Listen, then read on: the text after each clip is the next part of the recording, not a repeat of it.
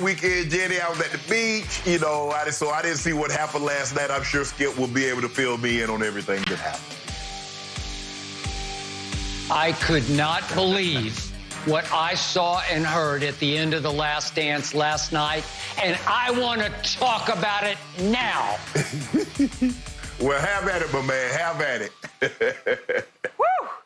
Wow is all I have to say about The Last Dance. And Skip, you mentioned it. There was a surprising revelation at the end of the final episode of The Last Dance, and that's where I would like to begin today. Bulls owner Jerry Reinsdorf let Phil Jackson know he could return after the 1998 championship in pursuit of a seventh ring. Reinsdorf said that Phil ultimately declined.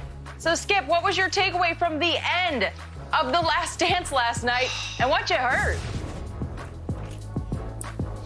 Jenny, it made me even sicker than I was at the end of the 1998 season when I was there watching The Last Dance from the inside out as the columnist for the Chicago Tribune.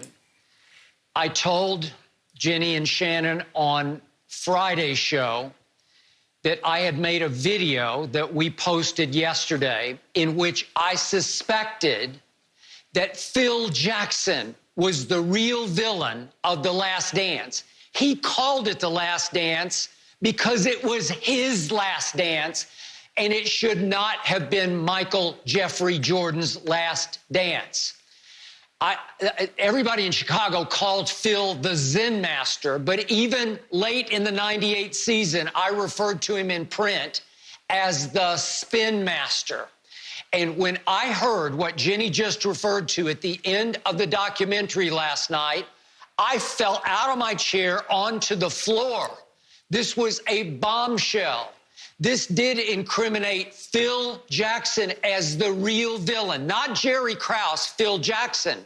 I had lengthy one-on-one interviews with both Phil and Jerry late in that season in Chicago. And I walked away from my interview with Phil not trusting him at all in this sort of Svengali hold, this way that he could hypnotize Michael Jordan and get him to do what Phil wanted to do. So we heard the bombshell last night, never been reported, that Jerry Reinsdorf overruled Jerry Krause, his GM, went to Phil after that sixth and what became final championship and said, hey, Phil, I want you to come back. After Jerry Krause had opened the season by telling the media Phil could go 82-0 and he ain't coming back. The owner, thank you gods, came to his senses, overruled the GM, and said, Phil, you've got to come back. And Phil said, no, I'm done, Jerry Reinsdorf. I need some time away. So I told you, Shannon, on Friday that even though Phil kept saying all along that trail in the playoffs, Michael's had enough. He's burned out. His tank is empty. He needs to walk away now. When I asked Michael about that quote from Phil, I asked him this one-on-one, he rather coldly answered, that's Phil's opinion. And I thought, okay, good.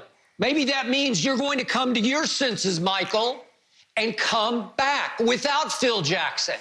So here's what I can't, this is, Shannon, for me, the complete and utter sad, sorry disconnect.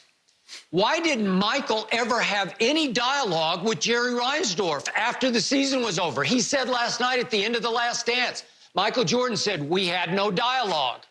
Why did he fall for Phil Jackson's spin master ploy that let's have a grieving ritual. Let's all come together at the end as a team, and let's all write down our thoughts about how much we loved each other. Michael even wrote, they said, a poem. Let's read it to each other in a circle, and then let's throw it into a trash can and light it on fire and burn it so we can all grieve it and let it go. What are you talking about? Let what go? I'm convinced Phil Jackson already had some kind of handshake deal with the Lakers.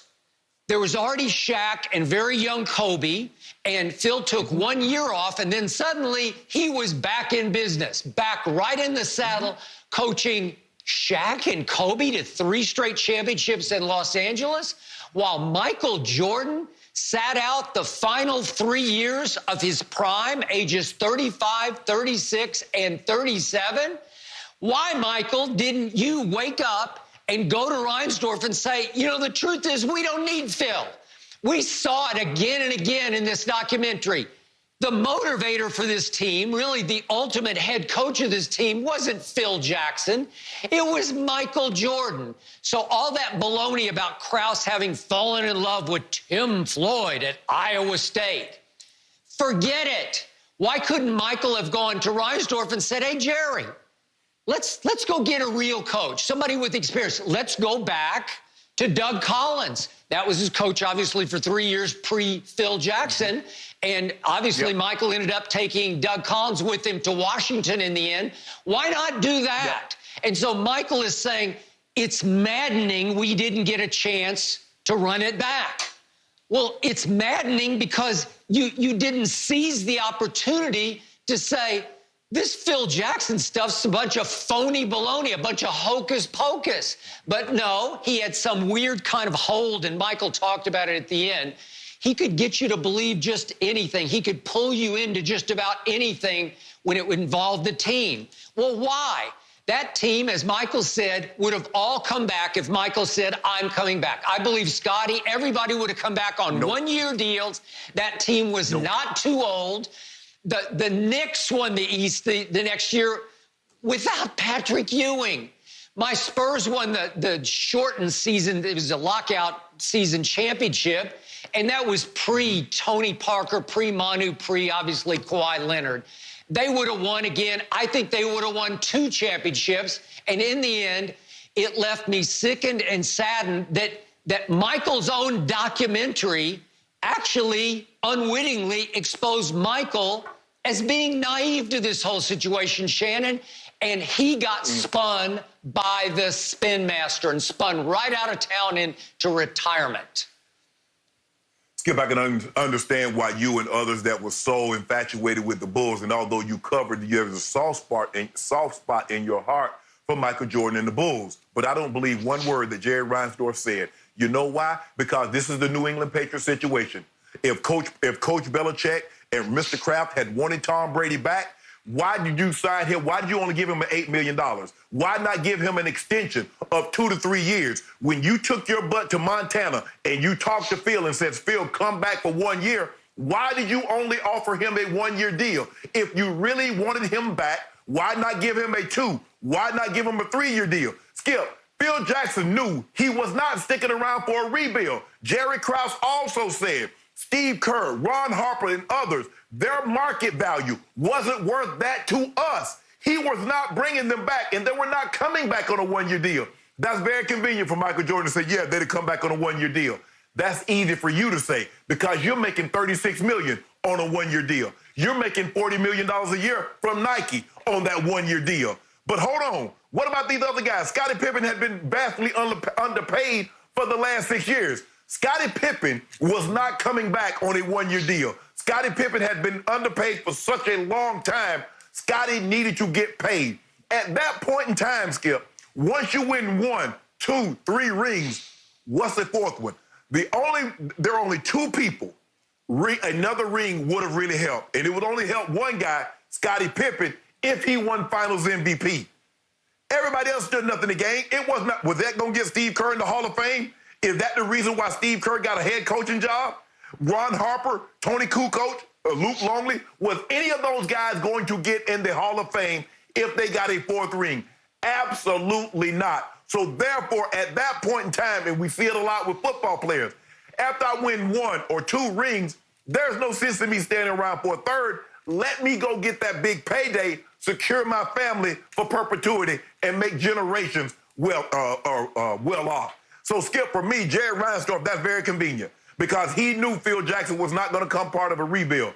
And Jackie Mack said in the first series, she noticed Tim Floyd hanging around 96, 97. What the hell is another coach hanging around your team for in 96 and 97, Skip? This was Jerry Reinsdorf knows how this comes off. For 20 years, Skip, before this documentary came out, everybody painted Jerry Krause as the villain. Jerry Krause broke it up. Jerry Krause broke it up. But as we started delving into it and got a little deeper, we realized Jerry Krause didn't own the team. Jerry Krause did Jerry Reinsdorf bidding for him. Jerry Reinsdorf, when he went to Montana and signed Phil Jackson for that one-year deal, he could say, Phil, we're going to keep this thing together for, at the bare minimum, 2 years. 2 years. That's what we're going to do. But he didn't do that. He let Jerry Krause all year long. He could go 82-0. This thing is not coming back. Not one time did Jerry Krause say, hold on, wait a minute now. We haven't made the final decision. Why would he even allow Jerry Krause to say that? He could have said, look, we're going to reevaluate this thing after the season. This is a big season for us. It'll be the second of our three-peats, and everybody's going to